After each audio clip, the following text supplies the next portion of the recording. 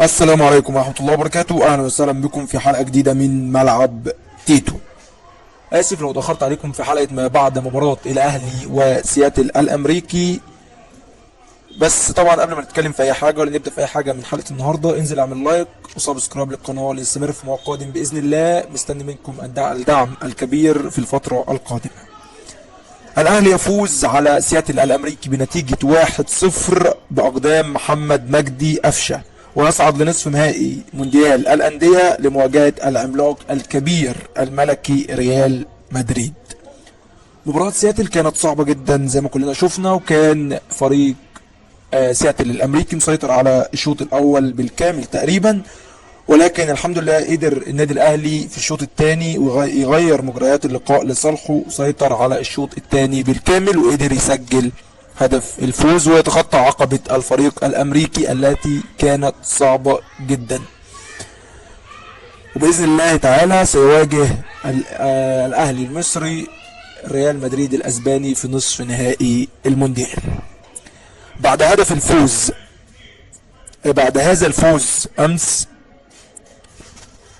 بعد فوز الأهلي على سياتل الأمريكي، أصبح الأهلي هو ثاني الفرق مباشرة بعد ريال مدريد ب8 انتصارات في المركز الثاني، والريال في المركز الأول ب10 انتصارات في كأس العالم للأندية.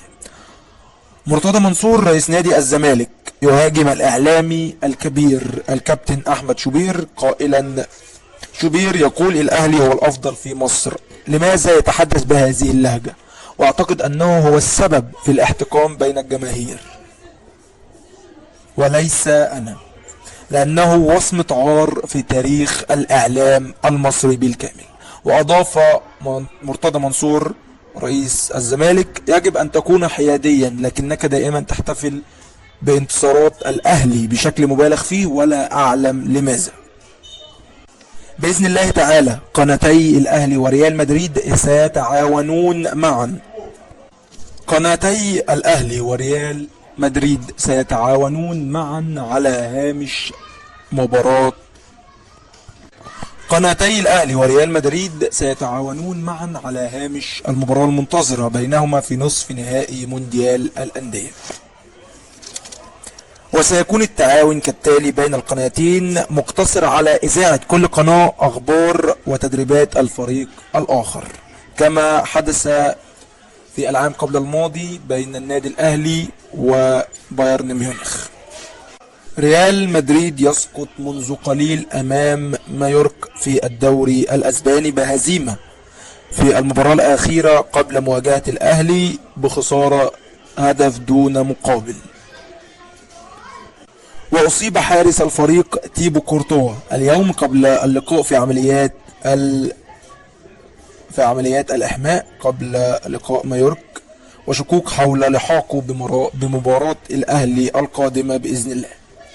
وأيضا جاءت التقارير الأسبانية بشكوك أيضا حول لحاق كل من كريم بنزيما مهاجم الفريق وهازارد ومندي وميليتاو بمباراة الأهلي. وبكده نكون انتهت حلقتنا النهارده. باذن الله استنونا في حلقات تانية كتير، وباذن الله مفيش اي تاخير في الفتره القادمه. مستني منكم الدعم الكبير، وعارف ان انتوا قدها باذن الله تعالى. لو عجبتك الحلقه انزل اعمل لايك وسبسكرايب للقناه لنستمر في مواد قادم باذن الله. وصلي على اشرف المرسلين عليه افضل الصلاه والسلام. والسلام عليكم ورحمه الله وبركاته.